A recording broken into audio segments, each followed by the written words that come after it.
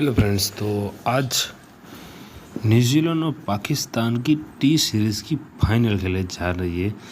तो वो आज आपको सुबह के 7:30 बजे वो मैच शुरू होने वाला है। तो उससे पहले ही आप उसे टीम बना लीजिए। तो टीम बनाने के लिए आपको क्या करना है और कैसे आप नंबर 1 का रैंक ले आ सकते हैं, तो आप देख सकते हैं उसका मेगा प्राइस होगा अपना 7.5 करोड़ का उसका मेगा प्राइस है। तो उस पर हम क्लिक कर लेते हैं। तो पहले से हमने एक टीम बनाई रखी है और साथ में मैं आपको उसका फॉर्मूला भी बता दूंगा। अगर आप सुबह के वक्त में जाग ना पाए, उससे पहले अगर आपकी क्रिकेट शुरू हो जाती है, तो आपको कौन से वाली टीम को सिलेक्ट रखना होगा जिसकी मदद से आपका वो टीम एकदम सही तरीके से बन पाए। तो यहाँ पर आपके कंटेस्ट दिए जाते हैं, कौन से कंटेस्ट आपको चूज़ करना है। प्राइस पोल वाला है, तो यहाँ पर आप देख सकते हैं प्राइस पोल में 124 पे 5 लाख हैं, 100 एंट्री पे 1.25 लाख है। तो इस तरह से यहाँ पर आपको कॉन्ट्रैक्ट अलग अलग दिए जाते हैं। जैसे कि मेगा कॉन्ट्रैक्ट है, यहाँ पे आपको 49 लाख, माफ़ कीजिए 49 की एंट्री पे 40 लाख की मिल सकते हैं।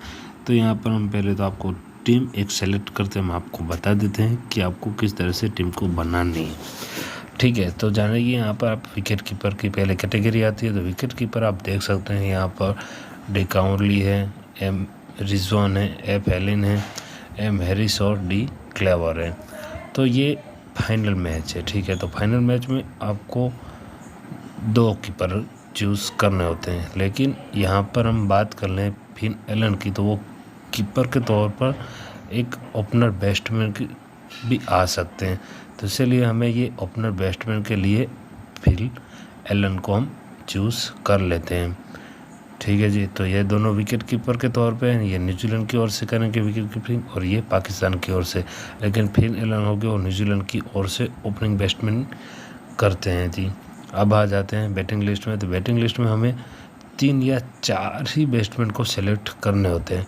ठीक है जी, उसमें से आप समझ, एक तो हमने विकेट कीपर बैट्समैन के तौर पर सेलेक्ट कर लिया। उसके बाद आपको क्या करना है, बाबर आजम जो न्यूजीलैंड, माफ़ कीजिए पाकिस्तान की ओर से कैप्टन करते हैं और साथ में यहाँ पर ओपनिंग भी निभाते हैं। तो उसके साथ यहाँ पर मार्टिन गप्टिल है, वो भी ओपनिंग भी कर सकते हैं और साथ में यहाँ पर वन डाउन के तौर पर भी खेलने आ जाते हैं। तो उसे भी हम सेलेक्ट यहाँ पर कर लेते हैं। उसके बाद आ जाते हैं केन विलियमसन।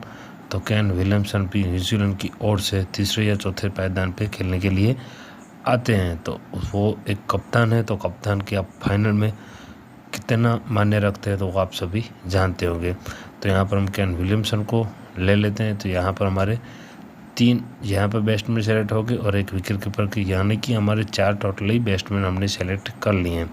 उसके अलावा भी आपको कोई और बल्लेबाज सेलेक्ट करना हो तो यहाँ पर आप जी फिलिप्स है, उसे आप सेलेक्ट कर सकते हैं, जो एक न्यूजीलैंड का ऑलराउंडर खिलाड़ी जो बॉलिंग भी कर सकता है और साथ में यहाँ पर बैटिंग भी कर सकता है। उसके साथ एस महमूद है और एम चैपमैन और ए अली। तो ये तीनों बैट्समैन हैं।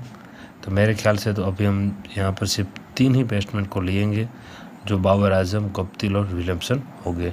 अब ऑलराउंडर की बात करें तो यहाँ पर शादाब खान है, जेमी निसम है और एम ब्लैकवेल है। तो मेरे ख्याल से यहाँ पर हमें एम ब्लैकवेल है, जो एक ऑलराउंडर यहाँ पर खेला जाता है, उसे भी हम यहाँ पर सेलेक्ट कर लेंगे। और उसके साथ हम बात कर लें एम नवाज़ की, तो एम नवाज़ भी एक ऑलराउंडर है। उसके साथ यहाँ पर आप देख सकते हैं इफ्तिखार अहमद और एम सेनेटर है। तो यहाँ पर इम्तिखान की कभी कभार ही आपको देख सकते हैं कि वो बॉलिंग करते हैं, बाकी तो वो बॉलिंग के तौर पर ऐसे नहीं है खिलाड़ी के तौर पर। ठीक है, तो यहाँ पर ये सिर्फ बैट्समैन के तौर पर ही खिलाया जाता है। ये पार्ट टाइम स्पिनरिंग करते हैं जी। शादाब खान तो पार्ट टाइम के लिए बैटिंग करने के लिए आ जाते हैं, तो यहाँ पर हम इसे सेलेक्ट नहीं करते हैं। जो प्रॉपर बॉलिंग के तौर पर हम देखे जाएँ तो यहाँ पर एम ब्लैकवेल और एम नवाज़ हैं, जो एम नवाज़ हमें लास्ट में हमने देखे भी हैं उसके मैचेस के, यहाँ पर लास्ट में आके वो बड़े बड़े शॉट लगा सकते हैं, उसे भी हम सेलेक्ट कर लेंगे। अब गेंदबाजी में आते हैं। तो गेंदबाजी में हम देख सकते हैं टी बोल्ट हो गया, टी साउथी। तो यहाँ पर हम देख सकते हैं शायद अफरीदी, तो उसे अभी तक ये पूरी सीज़न में एक भी मैच नहीं खिलाया गया, तो उसे हम सेलेक्ट यहाँ पर नहीं करेंगे। ट्रेंट बॉल्ट को यहाँ पर हम सेलेक्ट कर लेंगे। उसके बाद आते हैं टी साउथी। तो यहाँ पर मुझे लगता है टी साउथी को इस मैच में शायद जगह प्लेइंग 11 में ना मिले। उसके साथ यहाँ पर एनसा है, तो एनसा को यहाँ पर हम सेलेक्ट कर लेते हैं, क्योंकि अगले मैच यहाँ पर बांग्लादेश के हमसे खेली जाएगी, तो उसके में बहुत ही अच्छा इसने प्रदर्शन किया था। उसके बाद आ जाते एफरोफ और उसके बाद आ जाते हैं इयान सोटी। तो हम सोटी को भी अपने सेलेक्ट 11 में ले लेंगे। तो यहाँ पर हमारी पूरी प्लेइंग 11 बन गई है। उसके साथ यहाँ पर हम अगर 5 गेंदबाज को लेना चाहते हैं, तो उसके लिए भी मैं आपको एक नई टीम सेलेक्ट कर दूंगा। तो यहाँ पर हमने एक टीम सेलेक्ट कर ली है, उसे हम नेक्स्ट कर लेते हैं। तो यहाँ पर आ जाते हैं batting list, bowling list, allrounder list. यहाँ पर हमारे पूरे 11 प्लेयर आ चुके हैं। तो 11 प्लेयर में से सबसे ज़्यादा अभी कौन प्रभाव कर रहा है वो हमें देखते हैं। ठीक है, तो यहाँ पर सबसे ज़्यादा हमें प्रभाव कर रहे हैं डी क्राउनली, जो एक ओपनर बैट्समैन है और साथ में विकेट कीपिंग भी करते हैं, जो इसी सीज़न में पूरे सीज़न में बहुत ही अच्छा उसका रहा है। तो उसे हम बना लेते हैं यहाँ पर कप्तान। ठीक है, तो यहाँ पर हमने डी क्राउनली को बना दिया है कप्तान। उसके साथ यहाँ पर अभी वाइस कैप्टन की बात करें, तो वाइस कैप्टन के तौर पर एम रिजवान है, बाबर आजम है और एम नवाज़। तो ये 3 ऐसे खिलाड़ी जहाँ पे हमें वाइस कैप्टन चूज़ करना है। तो मेरे ख्याल से हम यहाँ पर वाइस कैप्टन को चूज़ करना हो तो एम नवाज़ को करेंगे, क्योंकि एम नवाज़ बॉलिंग भी अच्छी डालता है और साथ में यहाँ पर वो बल्लेबाजी भी लास्ट के ओवरों में आ जाता है। तो उसके लिए वो शायद हमें अच्छे पॉइंट हमें यहाँ पर दिला सकते हैं, उसकी वजह से हम टॉप में आ सकते हैं। तो यहाँ पर हम इसे सेलेक्ट कर लेते हैं। तो यहाँ पर हमारी पूरी प्लेइंग 11 ये बन गई है टीम। और अब हम बनाते हैं एक अलग सी टीम, जो मैं आपको एक नया ट्रिक भी दिखाता हूँ। तो इसमें हम क्या बनाने वाले हैं, तो यहाँ पर मैं अभी लेने वाला हूँ 2 विकेट कीपर। ठीक है, डी क्राउनली, एम रिजवान, उसके साथ यहाँ पर बाबर को लेने वाला हूँ और साथ में यहाँ पर एक और हमें बल्लेबाज चाहिए, वो कौन सा खरीदें, एस मसूद। तो यहाँ पर हम बल्लेबाज में ले लेते हैं केन विलियमसन को। ये 2 बल्लेबाज ले लिए और यहाँ पर हमें अब सेलेक्ट करने हैं यहाँ पर ऑलराउंडर। तो ऑलराउंडर में कितने लेने हैं, तो यहाँ पर सदाब खान हो गया, ब्लैकवेल हो गया और एम नवाज़। तो यहाँ पर हमने 3 को जगह यहाँ पर हम 2 कर देते हैं, सदाब खान और एम नवाज़ को। ठीक है जी, तो यहाँ पर हमने 2 ऑलराउंडर खरीद लिए। अब यहाँ पर आ गए हम बॉलर में।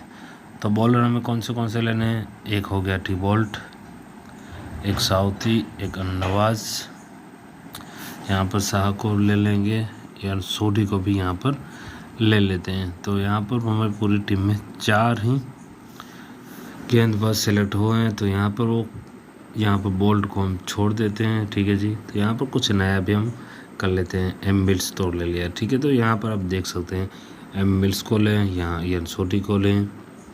तो ये कुछ प्रॉब्लम आ रही है, तो ठीक है, इसी तरह से कई बार क्या होता है, तो आप सेलेक्ट बाय 3 से 6 बॉलर को हम कर सकते हैं।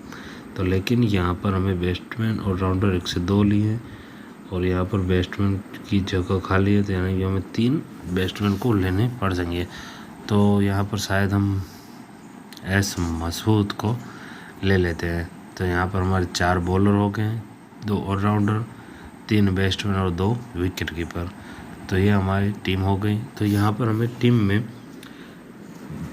बाबर आजम को कप्तान बना लेते हैं और साथ में यहाँ पर वाइस कैप्टन किसको दे जी, हम दे देते हैं इसमें वाइस कैप्टन एम रिजवान को।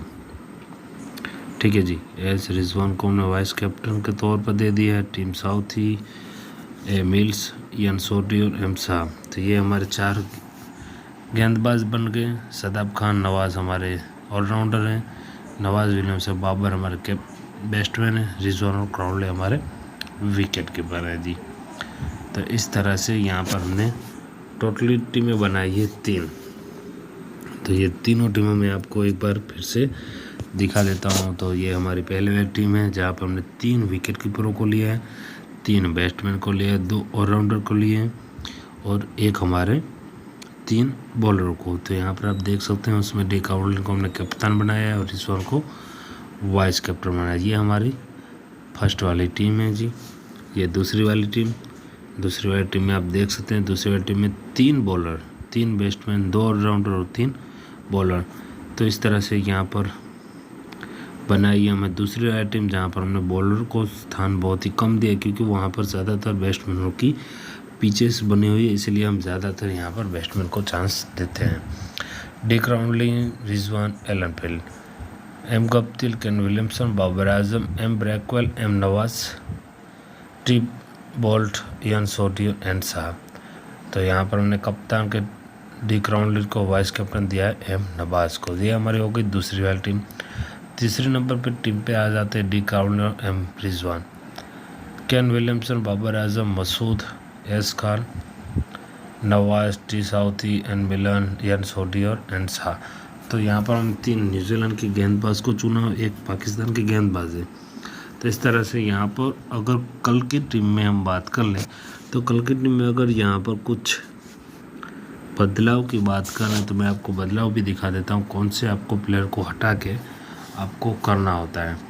ठीक है, अगर कल की टीम में कहेंगे जी बॉलर में आपको चेंजेस करने हो तो यहाँ पर एम मिल्स की जगह यहाँ पर आप एच रॉफ को रख सकते हैं, क्योंकि एच रॉफ को हमने इसलिए नहीं रखा है तो यहाँ पर अगले मैच वो नहीं खेले थे, इसकी वजह से हमने एच रॉफ को नहीं रखा है। अगर शायद हम सुबह के वक्त में नींद से जग नहीं पाए तो उससे पहले अगर शुरू हो जाता है तो हमें दिक्कत ना हो, क्योंकि यहाँ पर जो हमने तीनों टीमें सेलेक्ट की है वो तीनों टीम इसी हिसाब से हमने सेलेक्ट की हैं कि तीनों टीमों में हमें कोई दिक्कत ना रहे।